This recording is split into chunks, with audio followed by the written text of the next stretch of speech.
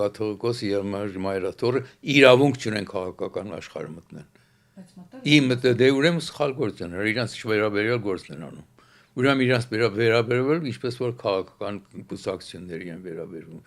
որը անհատների դեմ է, ոչ թե եկեղեցին հետ գործն, անհատներն են անողները։ Եկեղեցականները նրանք որ իրենց ուխտը դրժել են եւ կուսակրոնության կաթողիկոսը ինքը որ կուսակրոնության ուխտ է տվել Աստծո դեմ եւ դրժել է այդ ուխտը, ինչպես կարելի հավատալ այդ մարդու իրական ճշգրիտ լինելու մեջ։ Ինչպես կարելի հավատալ։ Ուրեմն եկեղեցին ընդհանրապես գործ ունի երբևէ քաղաքական աշխարհը մտնելու եւ նրա արածը քաղաքական աշխարհ մտնելը, այսինքն իրենց առաքելությունը դրժելն է, իրենց առաքելությունը չկատարելն է, հակառակը գնալն է, որ ամենայն հայոց եկեղեցի պետք է լինեն, ոչ թե ամենայն մասնավոր այսինչ կուսակցության եկեղեցին պետք է լինեն։